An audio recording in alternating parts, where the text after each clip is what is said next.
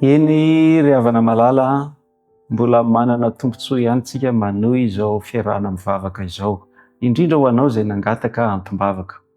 Ny antom-bavakantsika manaraka zany dia i Monsieur Sandratra mangataka vavaka ny amin'ny vadiny Stécie izay mitady asa, maniry mba hahazo asa tsy misy olana, ny mikasika ny fanajany ny didin'Andriamanitra dia ny sabata izany. Maniry an'izany izy, andeontsika hanonona vavaka ho azy, hanandratra an'izany faniriany izany eo amin'ny seza fiandrianan'Andriamanitra mba asehon'Andriamanitra azy ny herin'Andriamanitra, ny hery-mahandriamanitra azy. Hivavaka isika tompoko. Andriamanitro Rainay any an-danitra, Rainay amin'ny alalan'i Jesosy Kristy ianao, ary ny fanarinay rehetra sy ny vetsovetsom-ponay rehetra dia loharanay eo anatrehanao avokoa. Anisan'izany ny fanarian'i Monsieur Sandratra ny mba hananany vadiny asa araka ny sitraponao, asa izay manome voninahitra anao, asa izay manome fahalalahana azy ahafahany manompo anao, ahafahany mitandrina ny sabata. Andriamanitro, fantatro fa miasa ao am-pon'izany mpanomponao zany ianao ny mahatonga azy haniry hoentina mivavaka.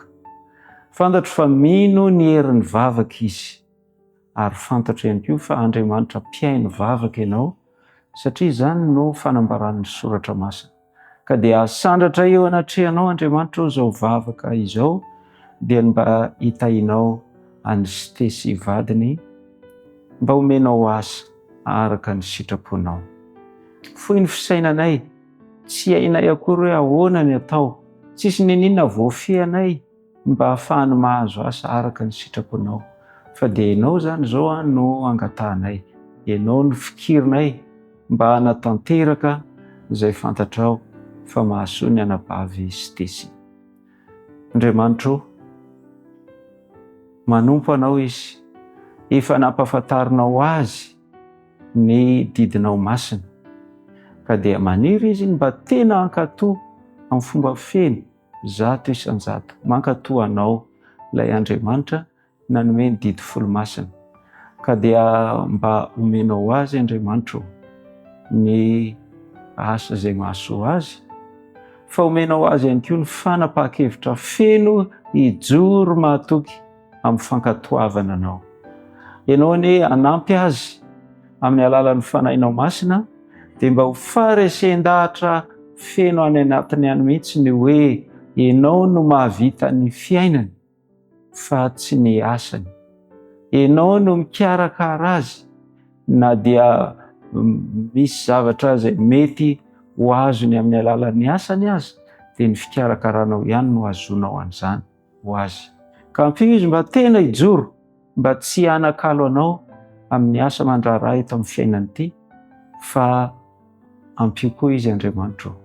Raha sitraka ao dia mba omenao asa izay tena mahasoa azy eo amin'ny fankatoavana anao, eo amin'ny fanomponanao.